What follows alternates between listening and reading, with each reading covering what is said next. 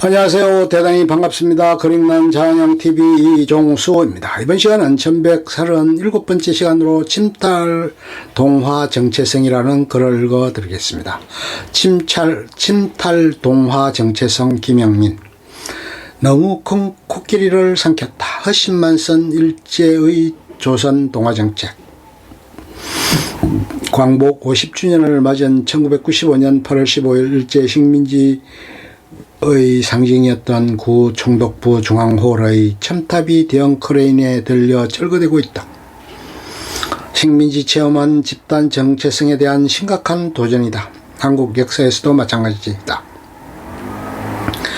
국사교과서는 일제민족 말살 통치와 전시 수탈이라는 제목 아래 내선 일제는 일본과 조선은 하나라는 뜻으로 한국인을 일본 천황에 충성하는 신하와 백성으로 만들려는 것이었다.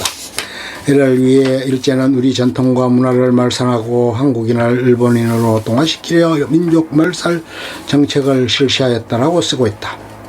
일제 식민지 시기를 어떻게 해석해야 하는가? 국사교과서에서 쓰이는 동화와 수탈 혹은 침탈이라는 표현은 이 시기에 대한 서로 경쟁하는 해석을 상징한다.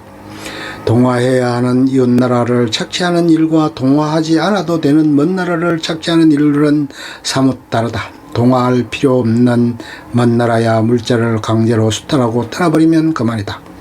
그러나 동화해야 하는 나라에는 먹튀를 할 수 없다. 그보다 지속적인 관계를 맺어야 한다. 늘 얼굴을 봐야 하는 상대와 언제 다시 볼지 모르는 떠내기는 다르다. 경복궁 앞을 가로막고 서있던 일제 치욕의 상징인 구 충덕부 건물이 철거되고 있다. 한때 유라시아 대륙에 엄청난 제국을 건설한 몽고족을 생각해보자. 정주에서 상대를 동화할 생각이 없었을 때 몽고족은 상대를 잔인하게 정복하고 강제로 물자를 빼앗았다. 어찌 보면 그럴만도 하다. 전쟁에 승리할 경우 그 수익은 엄청나지만 패배할 경우 죽음을 각오해야 한다. 이겨서 전리품을 끊임없이 나누어 주지 않으면 부하들은 이탈할 것이다. 패배해서 멸망하지 않으려면 전리품을 확보하기 위해 끊임없이 다시 잔인한 침탈에 나설 수밖에 없다. 침략자가 잔인할수록 피침략자는 영웅적인 저항을 해야 한다. 독립투쟁사에서 정산리 대첩, 봉오동 전투 같은 영웅적인 무장투쟁을 부각시켜 온 것도 이러한 맥락에서이다. 가혹한 일제 침탈과 영웅적인 무장투쟁은 동전의 양면과도 같다.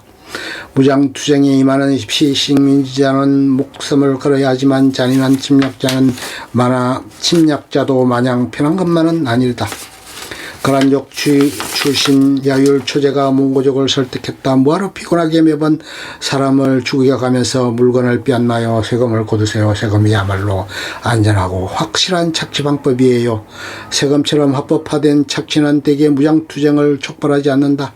과태료를 문지르지 않기 위해 사람들은 부지런히 세금을 내고 연말정산에 나선다. 기가 솔곳해진 몽골족은 세금제도와 과거의 시험제도를 받아들이고 피지배자인 한족과 불평등하나마 공존을 모색했다.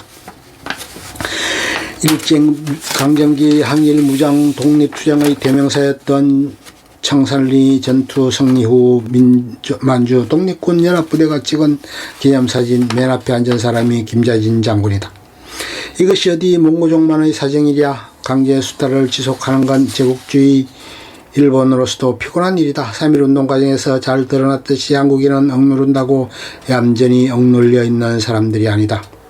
그렇다고 해서 한국인들이 영웅적인 무장투쟁을 통해 자주력으로 독립을 쟁취했다는 말은 아니다. 2차 세계대전이라는 국제적 상황과 아울러 한국인이 무장투쟁을 어떻게 이해할 것인가는 현재 진행형인 이슈다. 건년에 동북아시아재단 신효성 연구위원은 청산리 대첩의 전과의 근거에 대한 의문을 제기하였다. 그에 따르면 청산리 전역에 대한 정확한 전과의 전달보다 독립권 건재와 독립의지의 표명을 위해 불분명한 근거를 바탕으로 청산리 대첩의 신화가 만들어진 것도 문제가 있고, 사사키 하루타카와 같은 일본 학자처럼 청산리 전투는 아예 존재하지 않았으며 봉오동 전투에서는 일본군이 승리했다고 본 것도 문제이다. 그가 기존 사료를 꼼꼼히 검토해 본 결과 청산리 전투의 전과를 정확히 알 수 있는 근거는 부족하다. 일자가 조선인 조선인들의 정신적 동화를 강요하기 위해 1925년 남산에 건립한 조선신궁. 그러나 식민지 조선인들은 경건한 신사참배가 아닌 관광명소처럼 되었다. 서울시 역사박물관 제공.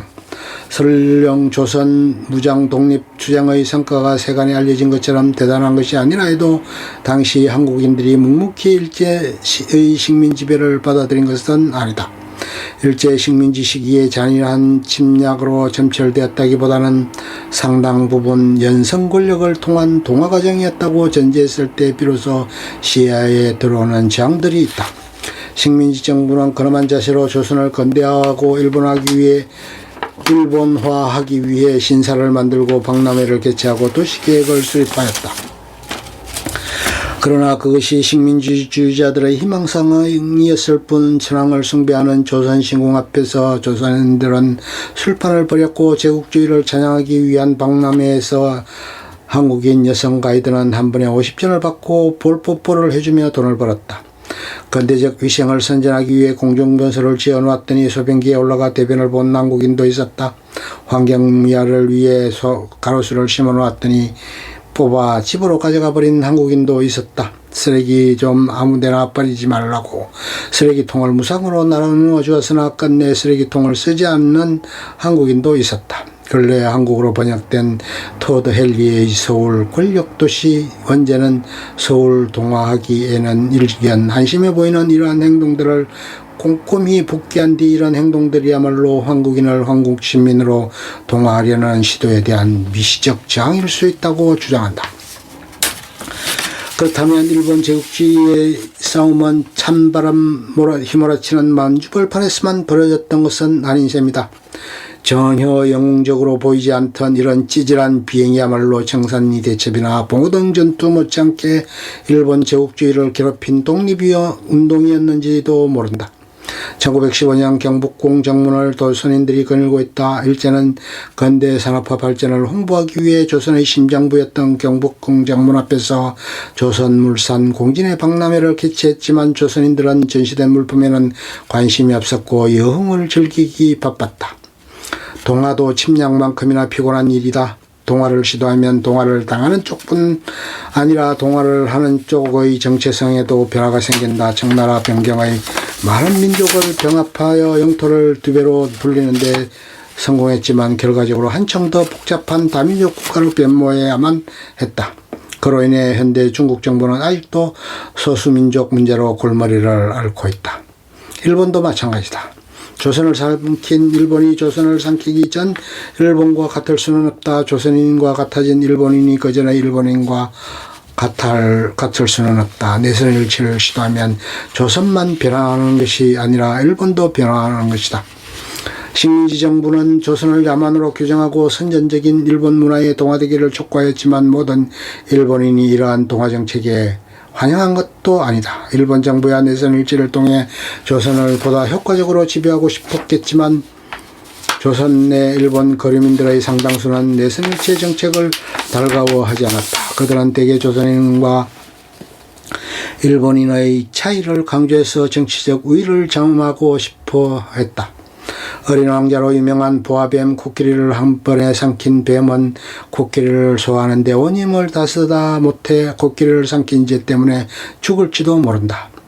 어린 왕자로 유명한 전 세계에는 1억 부 이상 팔렸다는 소설, 누구나 한 번쯤은 읽거나 들어보았을 것 같은 소설 생텍쥐베리의 어린 왕자에도 동화에 관련된 부분이 나온다.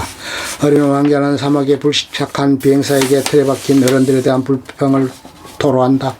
자기가 보기에는 이건 코끼리를 잡아먹은 보아뱀의 모습인데 어른들은 자꾸 그걸 모자 그림이라고 우긴다고.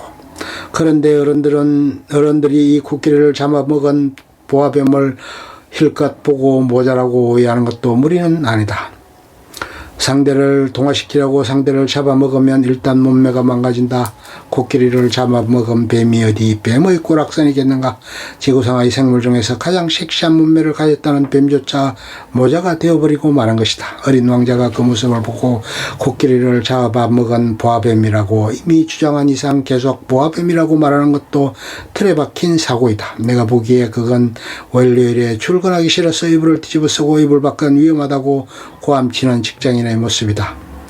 큰 먹이를 삼켰다가 에너지가 부족해서 오히려 죽는 뱀들도 있다. 코끼리를 삼켜버린 보아뱀은 이제 어찌 될 것인가. 상대를 오판한 뱀은 소화를 위해 엄청난 에너지를 써야 한다. 어린 왕자에서 코끼리를 삼킨 뱀은 꼼짝달싹 못하고 6달 동안 소화시키며 잠을 잔다.